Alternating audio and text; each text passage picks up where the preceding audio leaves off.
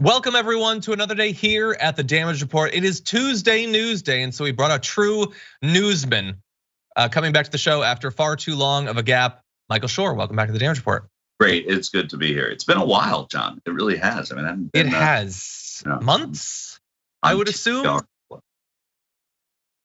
Yeah, I feel like the last time you were here, there was probably still hope that something might be done during Biden's first term. We're now moving past that. Anyway, look, we're into a new year, and it's been a weird one so far. Anything you can say that you've been up to recently? I don't know how much is secretive at this point, but how have you been? It's been a long time. I've been great, and by the way, I should say in the defense of the president that a lot of what he's done is on defense, right? And that's not a sexy way to win a ball game, and also a tremendous infrastructure bill. But I know what the problems are too, and I'm not happy about those, and I don't put those all at the feet of the president. But that being said, it hasn't been as smooth a ride as we'd hoped. I've been good. I've been reporting at News Nation, which is a cable network, and reporting news and less politics than I have in a while. But interesting. Hope to be getting, but yeah, I know that's been an issue. But we'll get back into politics. It's also not been the worst time in the world to be out of reporting politics for a moment. That's probably true. And just to be clear, News Nation, not Newsmax. Not Newsmax, right? Okay. Not there are differences. Not One America News Nation either. It's just okay. No. Yeah. No. You can conceivably still see Michael in the future on AT&T. Anyway, with that said, we do have a lot we're gonna be talking about, especially because we're starting a little bit late today. So over the course of the next 90 or so minutes, we're gonna be breaking down the recent developments in California, the effort to pass single-payer healthcare. We've got updates on how involved Donald Trump was in multiple different efforts to overturn the last election. We've got death threats, and we've got road rage, and we've got conspiracy theories, and we got a bunch of different stuff. All of that has been true of pretty much every episode of the show for 3 years. But we have developments, I swear it's news. I looked up the definition, it fits. Anyway, with all that said, if you wouldn't mind hitting the like button and sharing the stream, that would be great so that people know we're live, and you can send us comments, tweets, super chats, all that as we go, and we will respond. But with all that said, are you ready to do this, Michael? I am I mean, at this point, if I'm not ready after all these months of waiting to come back on, it would be okay. Just waiting by the phone as the days roll by, I doubt it. But anyway. It's John. Yeah. Okay, with that said, let's do this thing. Heading into this week, we knew that California had the chance once again to launch into a single-payer healthcare system.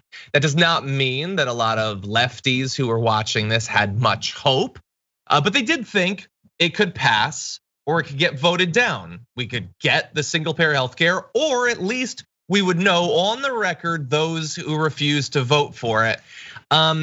But even that proved naive in hindsight because they didn't even vote on it.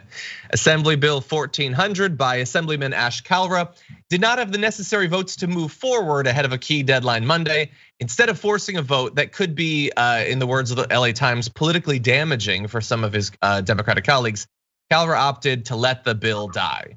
And so we did not even get a vote. I was watching it live actually. And when they suddenly adjourned, I thought, wait, did I not get how this was supposed to go? I mean, I'm watching a live session of the legislature. There's a very good chance I was misreading the schedule, but no, they just didn't vote for it, Michael, which I guess was always an option, but I would have liked to have had people go on the record. Yeah, in the sort of the political fantasy of it, you want people to go on the record for doing it. It's also why they didn't have a vote. It's a better odd year bill in terms of political practicality than it is an election year bill. And you have assembly, you have people running for assembly and state senate. And again, those aren't always even years. But the issue that you have here is that there is the question of how this would have been funded, and that in California that gets put to the people. And in a year where the Democrats are trying to win back House seats and trying to keep as many Republicans away from the ballot box as possible, a tax increase that would be brought to the people was really problematic. People I spoke to in Sacramento said that that was actually the reason why a lot of people didn't want to go on the record supporting this, even if they believed it. Now, that's political cowardice at the same time, right? I mean, there is some practicality, but the cowardice here is that if progressives are going to lead, they're going to lead in California. They've always been first on most progressive issues here in the state of California. So that when you go then and you say, well, here's something that, statewide, this CalCare, this is publicly funded healthcare. If we're not going to test it and be able to sort of have the chutzpah to do it in California, then where is it going to be done? But it really was because working against them in California was the fact that this is something, this tax increase is something that would go to the voters as well, rather than stay in Sacramento. And that's a big problem in California. Yeah, I mean, look, I get it's an election year. I mean, the downside is 50% of years are congressional election years. The ones that aren't often have special elections that we would be worried about. The one next year is going to be a big Democratic presidential primary year, in theory, at least. So that's also, it's just there's a lot of time that can get carved out as too dangerous to do anything. No question. That's what I'm saying. There's never a perfect time, so why not just do it? There is an elevated fear of getting onto the ballot in an even year election, some kind of a referendum that voters are going to have to vote on to raise taxes, to somehow come up with the funds for paying for this. And that was in the assembly. They knew that. And I think it was just a reluctance to bring a vote on a tax increase at a time after COVID and at a time after pandemic, or during pandemic, we should say. There is political practicality to that, but again, it's consistent with the politics of fear rather than saying, no, we are going to do this because most people want this, right? I mean, healthcare is something that is popular among the populace. So that's why you push it forward. And I sort of think you have to have a little bit of nerve. You have to have an ability to bring this without fear. And Democrats are not good at bringing things forward without fear. Yeah, and then look, they have a supermajority in the assembly. Like at a certain point, what is a mandate for? Right. And just business as usual, maybe. Now look, I agree that I think fear is definitely a part of it. I think that there is money as well. We're going to turn to that in a sec.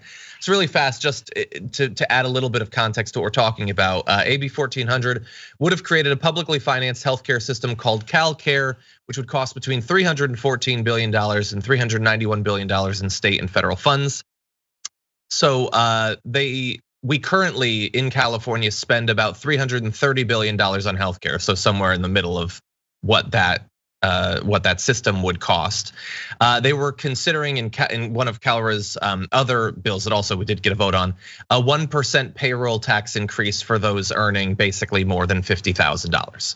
And obviously this what I'm about to show you isn't enough by itself to pay for it, but we have this record budget that just got, or I don't know if it was approved yet. I think it was approved, but there's a projection of a $46 billion surplus in California.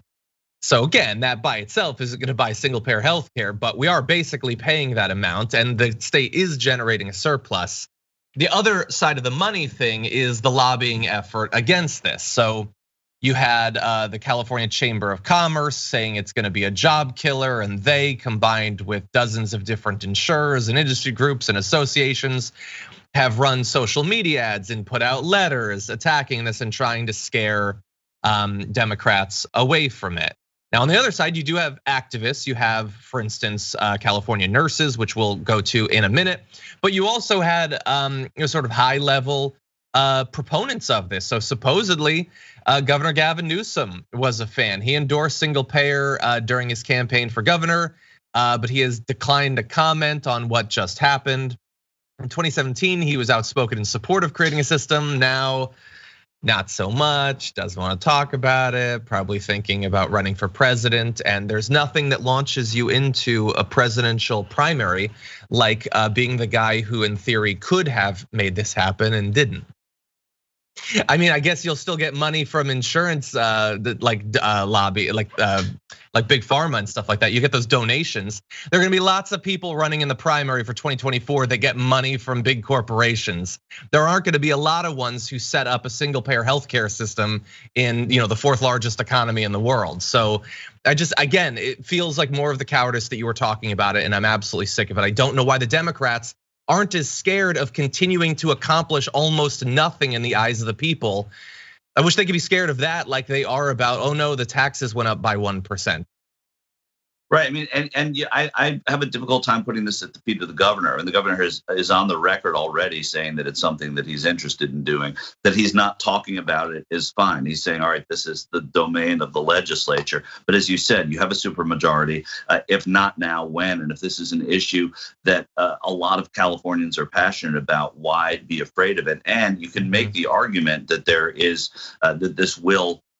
Look, everybody says, and Democrats always say this will pay for itself. It's always, it varies between partially true and mostly true, and that's a good zone to be in politics. But what they have to understand is there's a way to spin this, even if there is a tax increase that goes to the people, right? I mean, they are going to have to vote on a referendum, a proposition to raise a tax. There are ways to go against that and say that that's not really going to, that this is not an exact tax increase. This is a reallocation of funds that the people are going to have. I mean, you can play with the language of this. I agree. But the crux of it is that they need to be a little ballsier about this, and eventually that's going to happen. It hasn't happened yet. Yeah, I agree. I definitely think that should be a part of the argument. And when I bring up Gavin Newsom, I'm not saying that he single-handedly killed it or anything like that, but he's who's bigger in California. Like, he should be weighing in. Biden isn't responsible for whether the mansion and cinema ever move on the filibuster, but he could certainly be very vocal about it. Like, yeah. In any event, I want to give you a response from some who'd been pushing for this for some time. California Nurses Association said, nurses condemn this failure by elected representatives to put patients above profits, especially during the worst surge of COVID-19 yet, at a time when it's more clear than ever before that healthcare must be a right, not just a privilege for those who can afford it. Nurses are especially outraged that Calvert chose to just give up on patients across the state. Nurses never give up on our patients, and we will keep fighting with our allies in the grassroots movement for CalCare until all people in California can get the care they need, regardless of ability to pay. So look, they're obviously, they're gonna be a bit frustrated about this, and this is certainly a time when public health, like the stakes have been even more real for the last 2 years than before. A lot of the economic components of it have become very real for a lot of people, a lot of families. And so we're just once again wondering, like back in 2017, the last time that they had a chance and they didn't do it. Like, Michael, are you free sometime in like 2027 to come back on, and we could talk about the next iteration of this? Well, am I gonna have to wait that long again? I mean, maybe a few months long enough. Yeah, but yeah, I guess I'm probably free to talk about this. I mean, look, you have to be hopeful, right? I mean, you have to be hopeful that they're getting incrementally closer. But this is the really frustrating part, is they are set up to do this now. This is the time to do this because they have the support to do it. They have nurses behind them. They have people behind them. They have the supermajority. I don't know what has to change. And if it's fear of a referendum, if it's fear of going and having people having to raise the taxes, and that will bring people out who might not ordinarily vote, I think that's a small number of people, to be honest. I agree. Okay, we're gonna be breezing through what should be our first break. I'm gonna read just a couple of the initial comments that came in, then we're gonna jump into our next story. First though, I did want to let you know, big bit of news. Oh, okay, no, we're gonna take an actual break. We'll be back after this.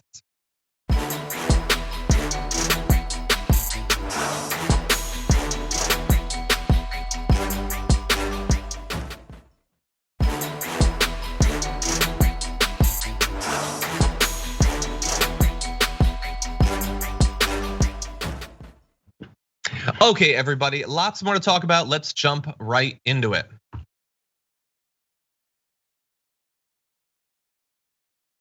Over the last year, as the January 6th committee has begun to spool up their operations, they've reached out to a lot of people in the former president's circle to get their cooperation. Some have cooperated, many have been incredibly intransigent. One, right beside me, Kayleigh McEnany, former White House press secretary, apparently is cooperating at least to some extent. She has reportedly handed over potentially explosive text messages to the House panel. ABC News reports that she is fully cooperating with House investigators, and the text messages she provided have already proved to be useful to them. Although there's literally no more context than that on what that means, how useful, in what area. Anyway, one exchange that we had previously known about between Kayleigh McEnany and Sean Hannity on the day after the January 6th insurrection, he urged her to tell Trump to stop describing the election as stolen. That was recently quoted in a letter the committee sent to Ivanka Trump. On top of those text messages, McEnany also provided several hours of testimony to the investigators on January 13th. Neither McEnany nor the committee commented on the report, and that leaves us not knowing a lot about what the content of the testimony was. I mean, Eric Trump and Alex Jones testified, but it was them pleading the fifth for like a solid 6 hours. So is that what she did? Was it more useful? She was around Trump on January 6th, so she's one of those, like Ivanka Trump, that I think could provide the most new information. Michael, what are your thoughts? What are your expectations? Well, look, I think that we have to be happy whenever we see somebody cooperating with the committee. We're not going to know what they're saying precisely. We're not going to know it for a while. But when the committee, look, the committee's been doing its work in a way that invites people in, and then we know when they don't come in. But when they do, we don't know everything that they're saying, and that's probably a good thing. I mean, I think that's a hat tip to Thompson, the way he's run that committee. So I can't pretend to know what she's talking about, but I think it's good. The more people that speak, even if they're people that you don't necessarily love, the better it is for the work that Congress has to do. So I'm not going to be skeptical of how helpful these people are being. I'm going to trust that the committee says they're helpful, and they're helpful certainly in contrast to the people that just don't come in and do as Eric Trump and Alex Jones did, as you said, John. So there is a big difference. Yeah, that's true. I also might be more predisposed to pointless speculation than you. So, like for instance, I look at recent appearances by Kayleigh McEnany on like Fox News. And she hasn't been breaking like huge ground or anything, but she's appearing on there regularly. It's not the sort of stance of like one like Stephanie Grisham, who's been very hostile, obviously, towards the administration. You have to be realistic about it too. You can't expect that from Kayleigh McEnany. She is who she is. The fact that there may be sort of some grain of integrity hiding in there on something that she thinks is important, or she's been asked to, or her lawyers have advised her to disclose. Doesn't matter, even if they're the worst reasons. If she is cooperating with the committee, that's all you can ask for, because that's not what you're getting from a lot of these people, and it's what the committee wants. Exactly. I want to check in because we don't have you on a ton. We obviously are in an election year now, and it's an election year that has I think, very significant chance of ending with the Republicans taking over the House. And I have a feeling, were they in charge, the January 6th committee would look a little bit different. So what do you think that likelihood, what effect might that have on the committee? Are they going to try to rush out some sort of preliminary findings, knowing that they might not exist in a year, or that the closer they get to the election, the more likely it is to be dismissed as just partisan election tampering? What do you think is going to happen this year in regards to this committee? I mean, I think there's a timeline that they know. They know that it won't be in existence. There are members of that committee that won't be in Congress in the next Congress. So there are reasons that they have this timeline that is going to expire, and I think that they're going to want to make it somewhat apolitical. They now have to balance the attention they would get. Not that they're playing it entirely like this at all. but there's going to be a Supreme Court nomination, and then there is going to be the January 6th committee. I would imagine, skeptical or not, Donald Trump isn't on the ballot necessarily in 2022, and I think that Republicans who are on the record as supporting the president, if they find out that there was something, as nefarious as we think happened on January 6th, then for sure you're going to get some results that people say taint the election. It doesn't matter if they taint the election at all and it's right, then that's fine. So they know the timeline. They know that the election is coming up and Congress could change hands. They're not going to let this linger into next year. They're not going to let it linger into late October either. I think this is going to be something late summer, early fall that you're going to hear about. Okay, good. That's good. It feels like it's been going on for some time. I would like some new information to come out. Yeah, and maybe depending on the Supreme Court nomination, how that goes. Well, we do actually have a little bit of an update to jump into right now.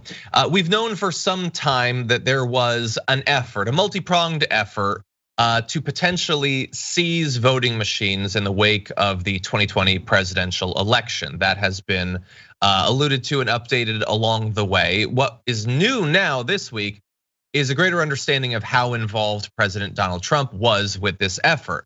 It had previously been possible that this was something his aides in various aspects of government had been working on, but no, he was actually involved. And the New York Times describes this involvement in a bit flowery language, saying, 6 weeks after Election Day, with his hold on power slipping, President Donald J. Trump directed his lawyer, Rudy Giuliani, to make a remarkable call.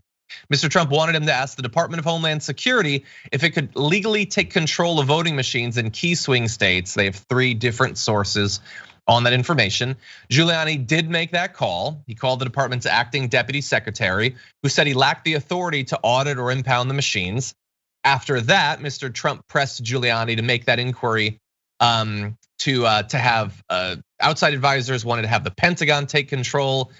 They had outreach to the Department of Homeland Security. He had a meeting with Attorney General William Barr, who said that the Justice Department also couldn't seize it. At the same time, he was trying to persuade state lawmakers in states like Michigan and Pennsylvania to have local law enforcement do this.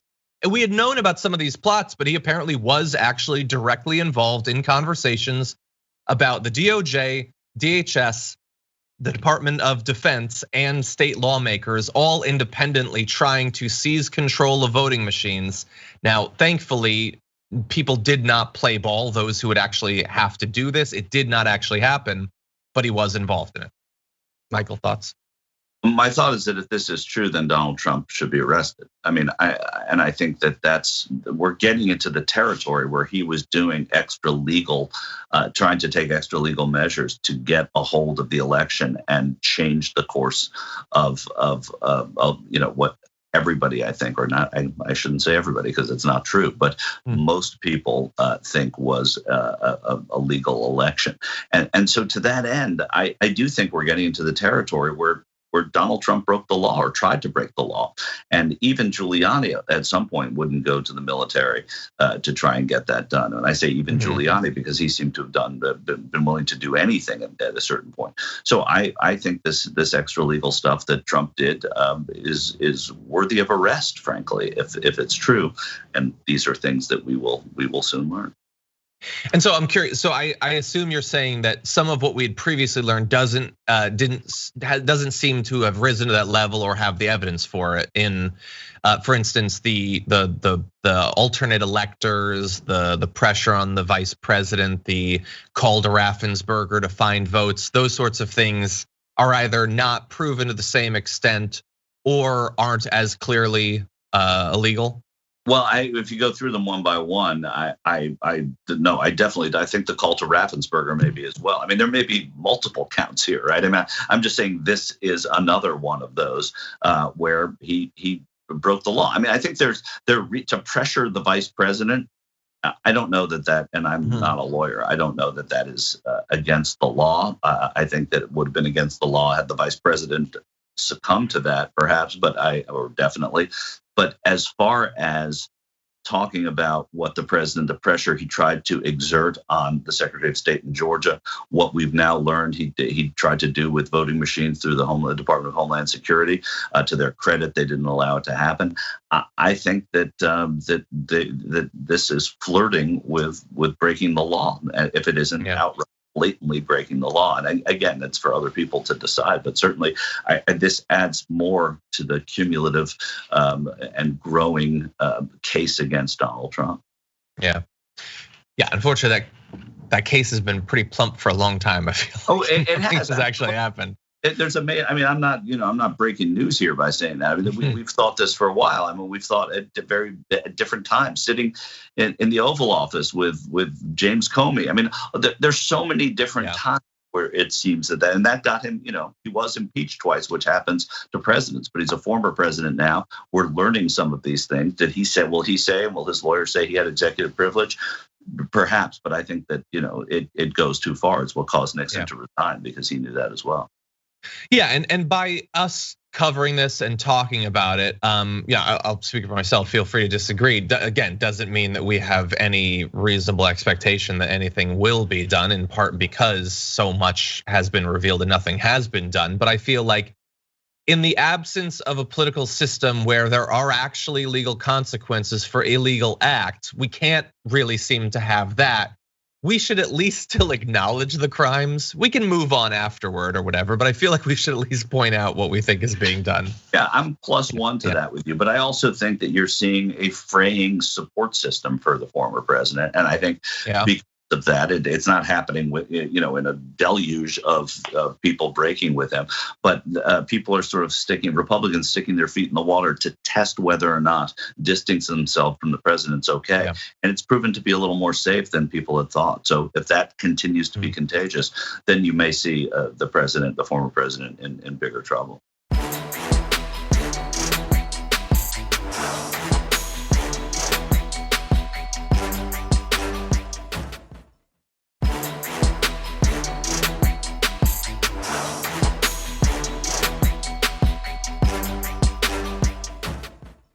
Okay. With that said, let's jump into very different news. Threats of a variety of forms of violence against universities are, unfortunately, in the United States, not particularly rare. In fact, just over the last 24 hours, as we launch into Black History Month, 13 different HBCUs received death threats, bomb threats specifically, just in like a 24-hour period. But these sorts of threats can come in a variety of different forms. And we want to profile one specific one for you, that it was sent to UCLA. This is coming from a former postdoctoral researcher who had this massive manifesto and a series of threatening videos. This was from the philosophy department at the University of California, Los Angeles. They, in response to this threat, canceled in-person classes after one of their postdoctoral researchers and lecturers sent an 800-page manifesto to staff members and posted a video to YouTube on Sunday entitled UCLA Philosophy Mass Shooting. So mass shooting was in the title of the video. Footage in the video shows clips from a 2017 mass shooting in Las Vegas and from the 2003 movie 0 Day. The video has since been removed from the platform. But there was a period of about a day where this individual uploaded 350 different videos with titles like UCLA philosophy is racist and openly racist, or I'm a pedophile, ladies, I'm a pedophile, and quote, how to kill an enemy. And so UCLA says that their police department is aware of this threat and they're looking into it, has since been identified as a former teacher, Matthew Harris, who had taught courses like philosophy of race. But with just the sheer volume in this, Michael, I can imagine being pretty terrified if I was in that department. Yeah, unquestionably, and this is, I mean, in a sense, something was cut off at the pass here, right? I mean, this could have gotten to be a lot worse. And you look back at a lot of the violence against schools, and really, I mean, this is a lot like violence in the workplace. People who come in and take retributive action that is totally deranged against places where they worked. So it could have been a whole lot worse than it was, and we've seen it manifest adopted in other places. So it's not this combines two of America's shameful activities, which is violence in school and violence in the workplace, and it brings them together. And so I think that, look, anytime this kind of stuff is averted, even if it's imperfect, and you can say, well, how didn't they know this before, or whatever, I think you've got to be a little happy that it was that they avoided something that could have been terrible. Definitely. And by the way, I want to remind you that while during the pandemic, we had less violence at schools, specifically mass shootings. Shootings at schools have begun to rise once again. And you can see the absolute jump in this chart we're going to show you for last year in comparison with these gun incidents at schools doubling from one year to the next. Well, I mean, can I also say that people weren't in school as much last year, and now that they're going back to school and they've gone back to school, so too the shootings. Exactly, I would agree. Okay, with that, we're gonna mix things up. I'm gonna read just a couple of quick comments, and then we're gonna talk a little bit about the future of the GOP, a little bit of fundraising information. It actually might play into a bit of what Michael was saying before about the support structure for the president, but it should be interesting, so stay tuned. First though, Progressive Canuck, AKA the Maple Syrup Dragon, has been a member for 6 months, says, thank you, John, for covering the unmarked graves yesterday and how you covered it. I feel other countries outside of Canada have not been covering it. I mean, I've seen, some good, places like, it's the sort of thing that NPR, Vice, Democracy Now, those sorts of places will talk about it. I'm sure it's been covered a little bit elsewhere. I don't know if you've seen more coverage of the residential schools incidents with Canada. I've seen it, but I listened to it actually on NPR and didn't see it. Oh yeah, okay. Linsiek B hit 11 months. I probably butchered that. I'm doing it phonetically, but thank you for being with us for 11 months on Bezos Bucks. Thank you for that. Arsenic 0721 hit. Oh, sure. Yes, that is true. Okay, gifted subs. Thank you as always. And with that, we'll jump into our next story. One of the ways that Donald Trump wants to continue to make his mark on the GOP in this electoral cycle is through endorsements. Now that path became a little bit more complicated when we found out last week that he's now considering endorsing multiple candidates in the same race. I don't know what that counts for at that point, but there's also one other issue. And in particular, in some of the cases where he has endorsed challengers to the Republicans that he hates more than anything else in the world, some of those Republicans he despises and wants to drive out of the party are actually doing much better than their contenders in fundraising.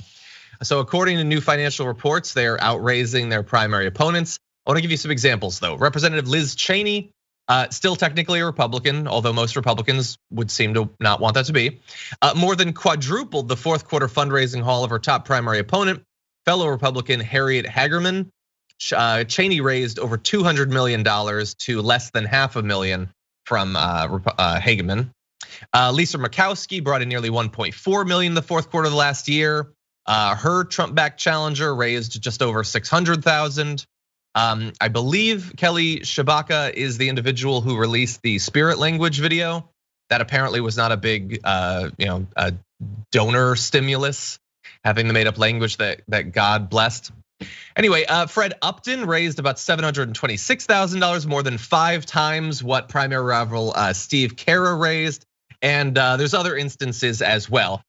Now, I don't know, Michael, are you surprised by this? A lot. These are incumbents, so generally they are going to raise more money, but Republicans also kind of hate people who don't support Trump, and yet they are giving the money still. Well, I wouldn't read too much into this other than it's good news if you don't like Donald Trump and you don't like his candidates. Look, the power structure of incumbency, we know what it is. They're getting it from all the regular places, from individuals, but also from unions that or groups that would support the incumbent, because the incumbent has presumably kept their interests in hand as they've been there. I shouldn't say unions, but I'm talking about groups that would typically typically chambers of commerce, that sort of thing that would typically support the Republican. The other part of it is the Never Trump organization was largely made up of what was the Republican moderate establishment or very conservative establishment that was not in the Trump camp, and that was the moneyed part of the Republican Party. Donald Trump's appeal went to a lot of the very much less well-to-do Republicans who would not be giving high dollar amounts in campaigns, especially out of state. Yeah. I mean, but I think it does tell you something. It certainly tells you that just the Donald Trump endorsement has not proven to be enough for these people. But there are reasons also to not just sort of jump to conclusions about it, because a lot like what I just said, a lot of the moneyed interests in the Republican Party are not Trump supporters, and the ones that are Trump supporters don't have as much money. Yeah, or might be willing to support him if he is the leader, but also have their own independent interests, outside of just him. Yeah, there's no question. Also, a lot of Trump support came from political neophytes, and political neophytes can be standing in Indiana and interested in their Indiana race, but they're not going to write a check to Lisa Murkowski or her challenger in Alaska. Whereas, someone who's been doing this in politics for a while would be more inclined to do that because they also would have more money to do it with. Exactly. Yeah. Well, while some of his the people he's backing might have a little bit of trouble with fundraising, one individual who has not had trouble with fundraising is the former president, Donald Trump. He begins this year with $122 million in political cash. He raised $51 million in the last half of last year, which was actually down from the $62 million he raised in the first half of the year. So fresh off an election loss and an attempted coup, people handed him $62 million. He wasn't even really in the public eye. He wasn't tweeting. He wasn't really doing rallies at that point, and they showered him with tens of millions of dollars. And by the way, he's raised all this money, and as we've said, he wants other candidates to want his endorsement. He wants to be the kingmaker. Well, he's not doing much financial kingmaking. In the last half of last year, he raised that $51 million. He only gave other candidates 1.5 of it.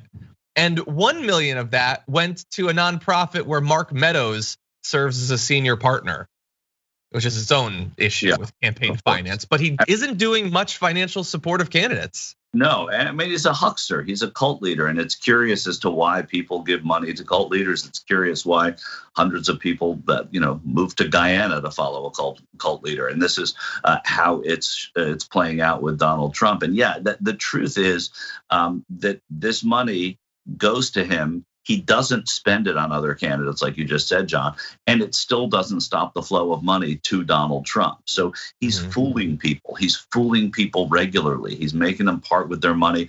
I'm on all of his email lists. They come in every day asking for money. They're fooling me into thinking that Donald Trump is going to have dinner or lunch with me, that he's going to sign this thing for me, that he's going to make me a certain level of title within his organization. And that's how they give the money. And that's how he has so much money stockpiled. Yeah, 100%.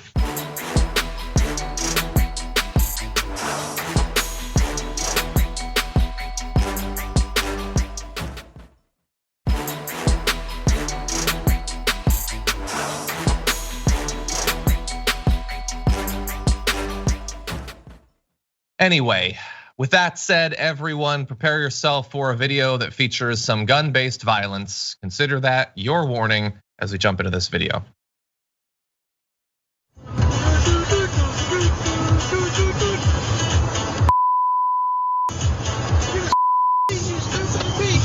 Oh my God.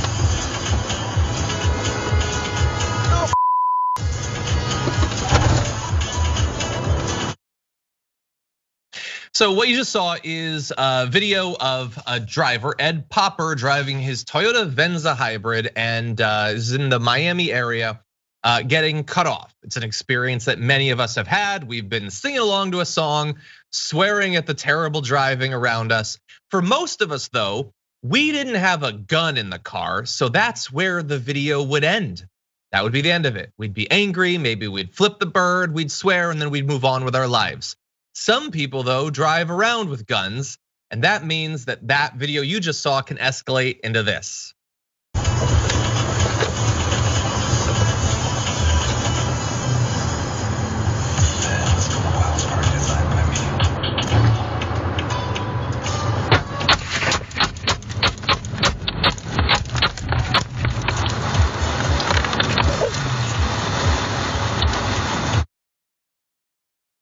And that is what turned it from a normal instance of road rage to an incident that has left Ed Popper, the man in the video, awaiting trial on 2 felony charges, including aggressive assault with a firearm that could land him in up to 15 years in prison. Because when the guy that cut him off, and then they swore at each other, drove back beside him, he took out his gun and began wildly firing 11 shots through his own window and windshield, potentially killing the man who'd cut him off, potentially killing anyone else who just happened to be in the area, potentially killing him if it turned out he wouldn't be able to see out of his windshield anymore. He apparently didn't think about any of this, not even to the extent that he would roll down his window. He just had a gun, so he used the gun that he had. And as crazy as all of what you just saw is, all of what happened afterward is almost as weird. So both drivers pulled over after the incident and called 911. Both drivers, along with everyone else sharing the road, thankfully escaped unharmed. Thankfully, he didn't kill anyone with those 11 wild shots that day. And somehow they pulled over, and I don't know how close they were to each other, but it seems very weird that they would both pull over afterward. And I guess we're just past the shots that I fired. Now, Ed Popper claims that the Camry driver had a weapon and fired at him first. So don't worry, this was self-defense. And you might have heard in the video, there's a bang against the Toyota Venza as the Camry passes. Popper's attorney believes that the sounds prove Popper was shot at first. The Camry driver told police that he had merely thrown a water bottle at Popper's car and that he did not have a firearm with him. But they say, nope, it was a shot. That proves that this was self-defense. There are a few issues with that. One, from the video, it looks like the guy leaned out and threw something at the car, which, by the way, as a small note, don't throw something at someone else's car. It's a terrible idea, whether they have a gun or not. And this is America, so there's a good chance they will. Don't throw anything at their car. Two, they're gonna be able to look at the side of the car, and I have a feeling a water bottle dent and a shot to the side of the Venza are gonna look very different. So his argument that this justifies self-defense, that's a defense that feels like it's gonna fall apart pretty quickly. As well as the fact that in the video, we can see that he pulled out the gun way before the guy drove up beside him and threw the water bottle at his car. This guy was prepping to shoot. Now, maybe if the guy hadn't thrown the bottle, he wouldn't have. But in the footage, it looks like he was prepping to do it as the car began to approach. This looked like it was attempted murder at that point. We'll leave it to the judge and the jury to figure out. Anyway, for now, in advance of some sort of legal consequences, Ed Popper has already lost his job. He was an inspector with the Miami Beach Fire Department. So again, he was a public figure, vested with authority, looked up to and respected, carrying a gun around that he's ready to start just emptying his clip at anyone that bothers him on his commute. He was released on bond. He has a hearing set for April. We'll have to see what happens. It's apparently in Florida, so God only knows what they'll end up ruling when they hear this self-defense argument.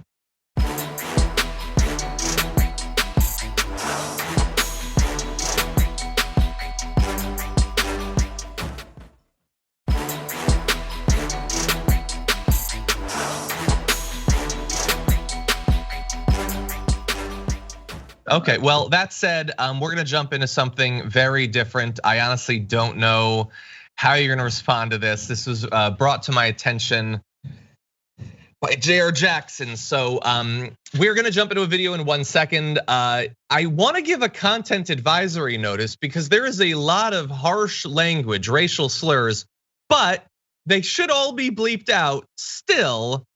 That said, this is what we're gonna do. So let's launch into this video. You know, thing. yeah, Saying the word. you've already said Is just like saying. She's calling you like this boy that he's and starts calling them word. There should be a word like, especially like the word. That's about. He says guy, and then saying allowed to use the word out the word. He couldn't say. So, although they were bleeped out, every one of those bleeps represents a different instance of Joe Rogan saying the N-word fully and proudly and across seemingly many years because there were so many different sets that were represented there. But that was all collected by Patriot Takes, which has the uncensored version on their Twitter account. We Just want to throw this out as a bit of added context. People are taking a second look at Joe Rogan and his legacy and his place in media. So a bit of context. He has said that word a lot of times, Michael. Yeah, I mean, I saw it this morning on Patriot Takes on their Twitter feed. The thing that struck me was how comfortable he is saying it. Not, and obviously the multiple instances. Not that he was saying it with venom. It's a word that has venom implicit in it. It's the worst word. But he was so comfortable saying it, whereas it gives everybody pause hearing it, or I shouldn't say everybody, it gives good thinking people pause just to hear it. He's so comfortable saying it, and it was really disturbing. It's really disturbing that so many people defend him. Yeah, I understand. So some people were defending him even in that thread saying, yeah, but they're leaving out the context. I mean, I like to think that I have an open mind and I can conceive of vast, complex worlds of possibility. How much context could there exist to say the word that many times? I mean, I've thought back on my life, Michael, and I can definitely think of 2 instances where I have heard that word said, like just outright a white person saying it. In a bar in Austin, this guy said it to me while talking about the Yankees. It was one of the weirdest experiences of my life. And a guy I knew growing up, I remember once said it to me while playing a video game. And there's the random people on Xbox Live that yell at you and all that. But I've now heard Joe Rogan say it way more than everyone else in my life combined. So there's a bit of life context for you. No, it's crazy. And the most shocking thing about the story about the bar that you were in was that someone was actually talking to you about sports. That's I know. But I was already uncomfortable with the conversation before the racial slurs dropped. That must have been like a double for you. It was not good. But yeah, no, that's just it. It's not something that people say. It's not something people hear well, and it's inexcusable. Yeah, and by the way, I have no idea if he still does. I don't know. I believe I'm not a listener. It looked like his current set was represented several times, but he might have been on that set for 3 or 4 years. I don't know how recent it's been or anything like that. And I understand, by the way, I was talking with Jared before the show. What's that? Does it matter how recent it was? I mean, I'm just putting it out there to stupidly, naively to try to rebut some of what the instantaneous knee-jerk defenders will say. I understand that there was a debate that I think is over now about whether it was appropriate years ago to quote it. So if you were saying that someone was saying it, should you say it then? And I was always uncomfortable with that. But I do not believe that is what is happening here. I'm just putting it out there. I don't have much skin in the game for Joe Rogan. He's gonna be just fine. This video going out there is not gonna hurt it. I have a feeling much of his base is going to find one way or another to be perfectly fine with that legacy. Right, except for Neil Young fans. Well, of which he is one, apparently, according to him. Anyway, by the way, in that thread, and you should check out Patriot Takes thread, there's also an instance where he was telling a story about going to see Planet of the Apes, and he says, we walked into Planet of the Apes, going into a theater where apparently there were not a lot of white people. He said, we walked into Planet of the Apes, we walked into Africa, dude. We walked in the door and there was no white people. He once said to a guest who said he has a black dad and a white mom, powerful combination genetic wise, right? You get the body of the black man and then you get the mind of the white man all together in some strange combination. Black people have a different brain. A guy who taught his dog to do a Nazi salute. It was cute. Quote, no Jews got gassed during the making of that video. And I have absolutely no doubt that he will say that those last 2, and possibly all of them, are jokes. Yeah, there's a genre of joke like that.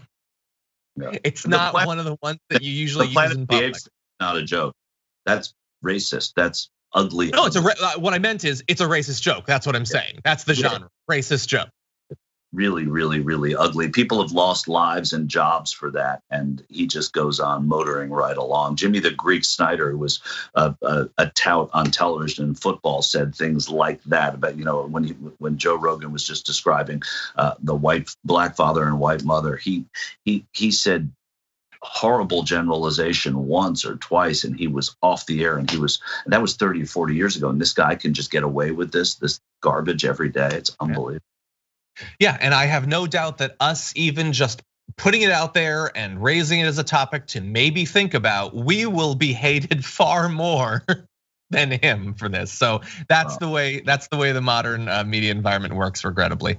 Also, super fast, after yesterday saying that he is going to do a bit more thinking and preparation before giving people medical advice, he spread an already debunked claim that ivermectin had just been shown to help fight COVID. It had already been debunked like 10 hours earlier. His tweet got over 100,000 likes. He eventually deleted it after 100,000 likes were. Anyway, that is unfortunately all the time we have. Michael, are you gonna have to step out? I have to step out. It's great to have you back as always. I love being back here, John. I will stay the entire time next time. Awesome. That's soon. All right.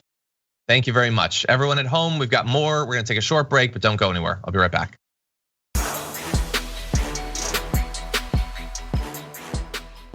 Thanks for listening to the full episode of The Damage Report. Support our work, listen ad-free, access members-only bonus content, and more by subscribing to Apple Podcasts at apple.co/TYT. I'm your host, John Adarola. I'll see you soon.